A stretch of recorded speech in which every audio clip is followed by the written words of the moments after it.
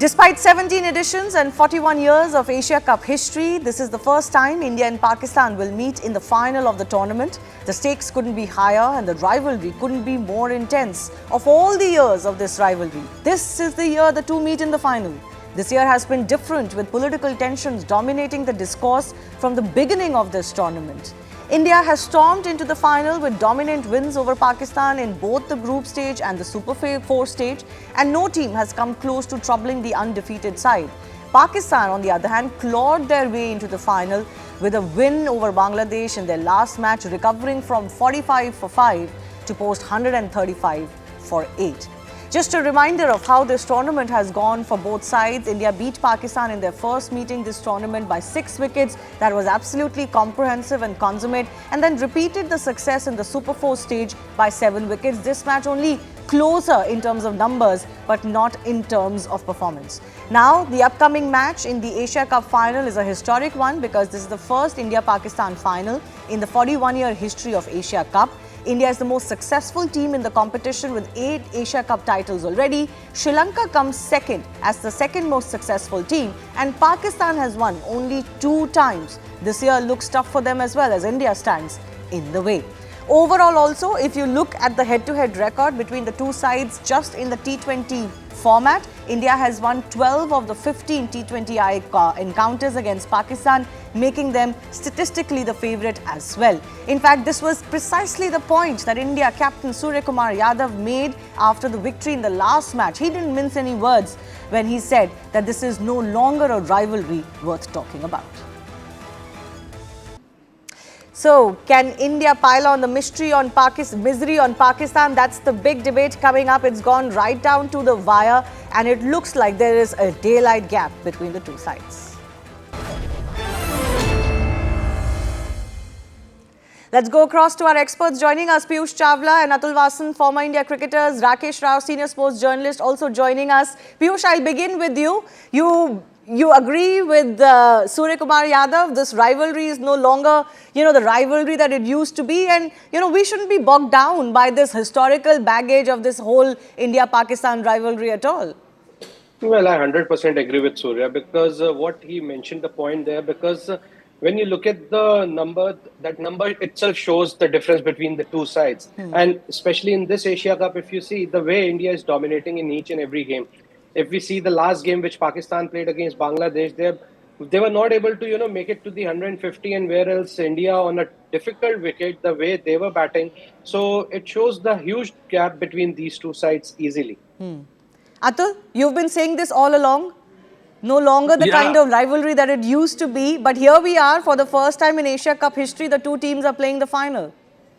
Yes, I think so. Now I would have a different kind of viewpoint. I think now we all know what is the reality. We fine, but now since they are in the final, we cannot take it lightly because it's only 2 or 3 players can click, and just a period of 5-7 overs, and the match can go. So I think we start Stevens. We are a better team, but in a T20 game, and Pakistan, we know that somehow intrinsically when they're cornered, they bring out the best. Like yesterday, I thought they were dead and buried at 71 for 6. So I think that is one thing. But having said that, I think Pakistan, just a note of advice, if they take it, that if they would do well just to focus on cricket and not on India. I think now they've reached here.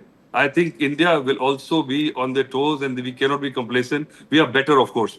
But, on a given day, under pressure, Pakistan, maybe a couple of players click. And I think what has happened in the last week, 10 days, I think that has to be left in the hotel room. And Pakistan, more so, that if they can just focus on this game and not like India and the narrative and the whole timeline, they would be better off. Okay. Rakesh, do you feel that this is still one of those Pakistan sides? We don't know which one turns up on the field, and on their day, they can upset India. Does this Pakistan team look like one of those? Or what do you make of what you've seen so far? Well, so far, Shivani, this team looks very, very ordinary to me. And I've maintained it from day one. The gap between the two teams is huge. And the best time to beat Pakistan was in this Asia Cup. Probably the weakest T20 side that I've seen in all these years. Also, I would like to add that, India has, for India not to win, against this side, Indians will have to perform way below its potential or its competence. Because if India is, say, on a scale of 10, if India is on 7, they are on 3. So Indians will have to come down a few, like notches, whereas Pakistan will have to up their game and play some extraordinary innings or come up with some extraordinary spells. That is the only way Pakistan can get closer to India and probably win against India. But I dread to think, what if India has an off day or the Indian team has an off day on Sunday? I don't want to even think about it because that nation is going to go berserk. They are going to hit the streets of Dubai, Pakistan, and wherever they are. Because for them, up against a 12-3 record and against all odds, having been smashed out of shape in the last two encounters, if if that law of averages, if somebody believes in that, goes in their favor, which of course is showing that Pakistan can have its day, but then Indians will have to play poorly. It's not that Pakistan at its best can beat India at its best. So when you talk about an off day, it has to be a really bad off day. I know that Absolutely. as far as fielding is concerned, India had certain slippages, and I think they can't afford something like that happening against Pakistan, against any team for that matter. I don't think this Indian team has really kind of written home about in their fielding, despite having some of the best fielders in the world. But when you talk about an off day, where do you think it can go so horribly wrong? What are the chinks in the armor for India? Rakesh, first you. See, for me, the fielding has to be much, much better, especially catching. You can, a few, like slip ball here and there, that is okay. But catching, I'm really surprised that Indians are dropping catches. I mean, 8 catches in the last 2 matches, 12 in all.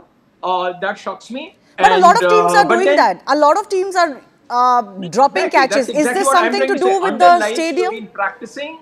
Varun Chakravarti has gone on record saying that we have been practicing under lights. That's all fine. You have to get your act together one last time. That's it. It's just that you're fielding, because if your fielding is good, your bowlers automatically begin to look better. So it's the support from the fielders in the outfield. And because this Pakistan team it plays aggressively, it knows only one way of going there, and it's a desperate side. They'll give you chances because they're going to take chances. Piyush, your thoughts of what India needs to guard against if it wants to have no hiccups in this final match? Well, we know the way Abhishek Sharma bats, and he's ready to go right from the ball one. And I don't want him to go and take that safe route, but just if he sees a couple of overs with the new ball, and he's kind of player, if he's there for like 20 balls, he'll eventually reach 50, even if he's like 7, 8 balls and he's on some 5 runs. So if he bats like that and just see off the new ball, and then there won't be any threat from Pakistan side, I believe. Atul, I want to give you an opportunity as well. From everything that you've seen in India matches, where is that one problem? Could it be in the middle order, lower middle order? We do bat deep, but we haven't really been very tested. Yeah, I think so. So that is the point for me, that if our openers don't click, then it's always eventuality. It might happen because law of averages also. But I don't want Abhishek to change his game. He has to go the way he's going. We have won all the games in the power plays the way we have gone. And after that, we've always found it difficult for the lower order batsmen. So that is our weak Achilles heel at this point. So I will be tested. If openers get out early, then how do we cope with that? That is one point. Other one is that fielding. I was seeing the data, and data is amazing. They've crunched data in ODIs, Tests, and T20s, and we are right in the bottom or the middle of it in fielding department. So I think generally odd days I can imagine. And you're asking why in this stadium, because this stadium has got this ring light. And it's on the 4 towers. I think that also is, and that is universal for all the players. But I can't point it as a reason for our below average Okay. display in the field, because we are much better than this. And Pakistan is also actually just below us anyway. They are not better than us. But on a given day, crucial catches can take the match away from you. So I think if the openers don't click, how do we cope with that? And the bowling, we have made up for our lack in the fielding department by our individual brilliance. But I think a couple of players, you don't just bank on them, because there are other players, and in a big game, everybody has to carry their own weight. All right. Well, when we talk about this Asia Cup, what has also stood out, of course, as I mentioned, that India and Pakistan have always played under a lot of historical baggage of bilateral ties, etc. But this year has been different. And this year, even the players have not shied away from making themselves heard. And that's how all the drama in the Asia Cup started from the very first match when India and Pakistan came up against each other. There were a lot of calls for boycott. Many people in India were unhappy that India and Pakistan shouldn't even even play together. But it's the drama superseding the cricket. Remember in match 1, India refused to shake hands with the Pakistani team, and then India captain Suryakumar Yadav even went on to mention Operation Sindoor in the post-match press conference.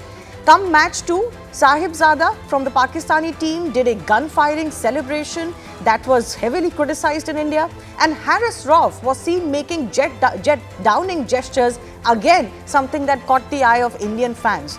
Now, what happened after that was that complaints were filed by the BCCI against the Pakistani players' gestures, and PCB also then belatedly filed a complaint against Suryakumar Yadav's comments. But has all of this overtaken what should have been the focus on the ground? Rakesh, I want to bring you first in on this. How does the Indian team, they've been talking about it, but how does the Indian team really silence all of the noise around them as they step out for a third match in one tournament against Pakistan?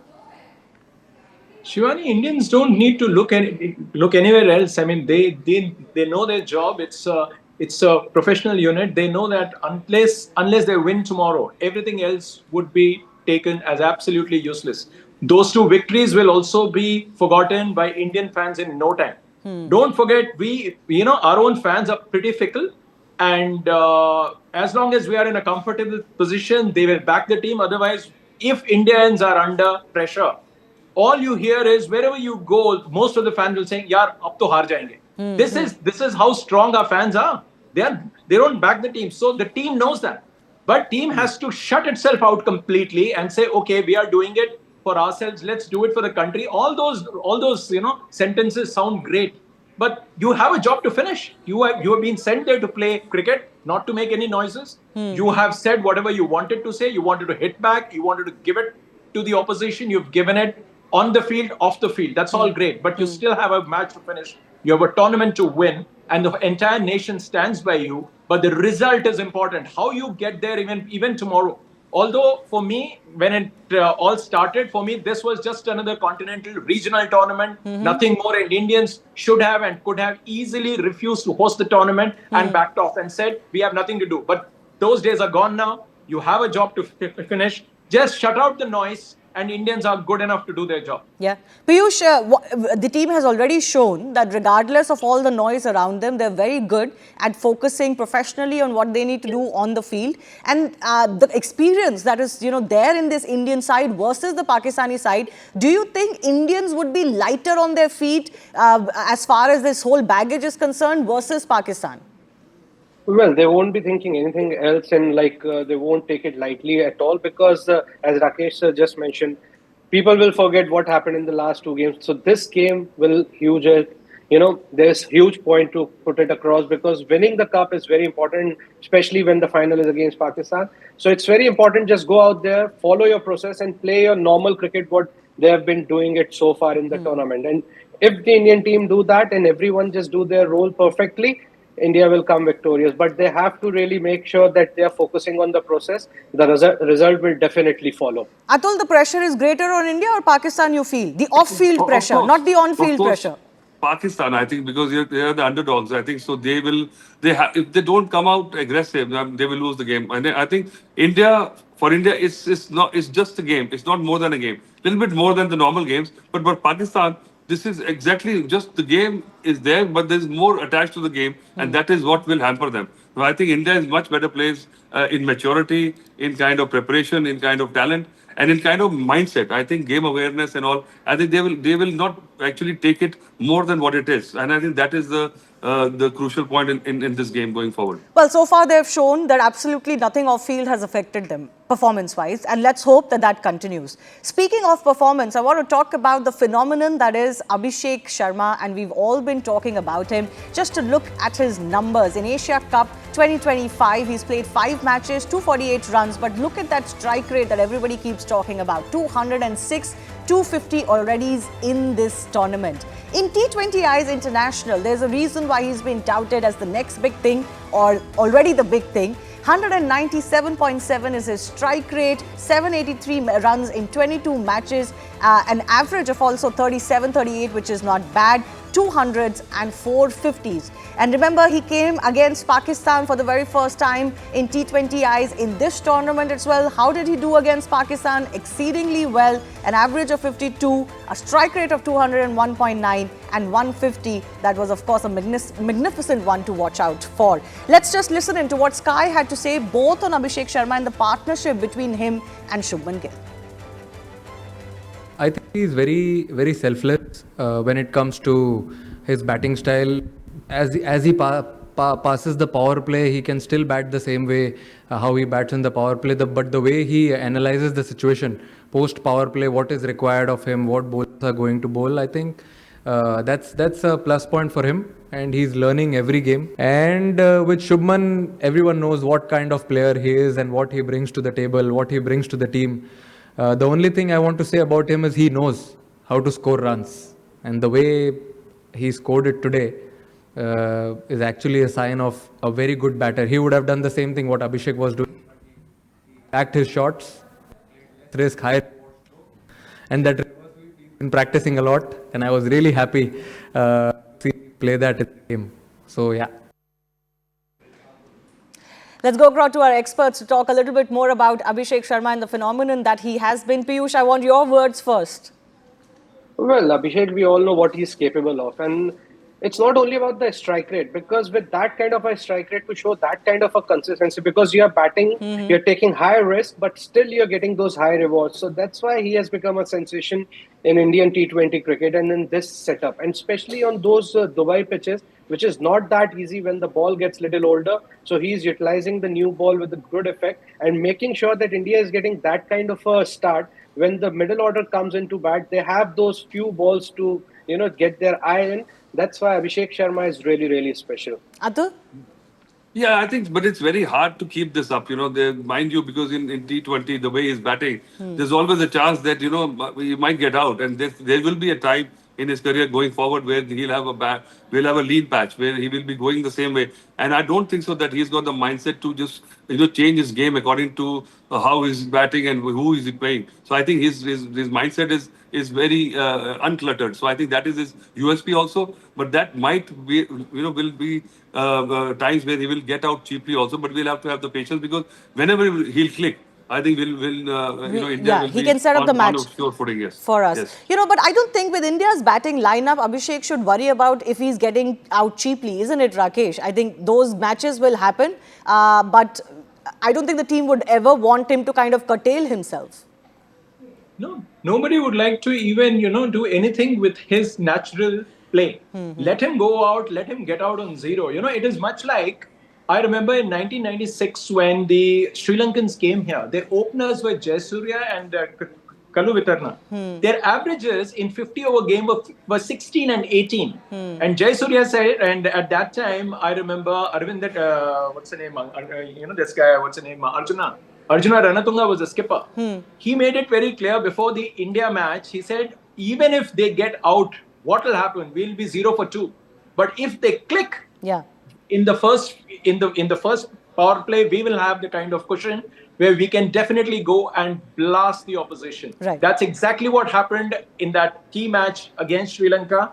Against India, they lost 2 guys. They were 1 for 2. And from there, we were never in the game because we thought we had already won the match. So here, Abhishek is there. But as long as Abhishek is there, he'll give you those runs. But what if he's not there? Now, the thing is, Indians also know that. Since we are talking about it, Indians have also thought about it. What if he has a bad day? Yes. But Indians are capable. We bat deep.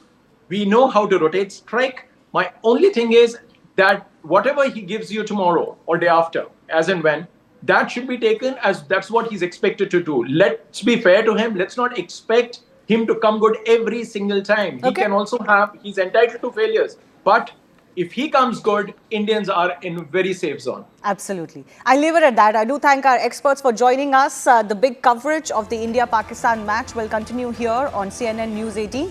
Time for a very short break.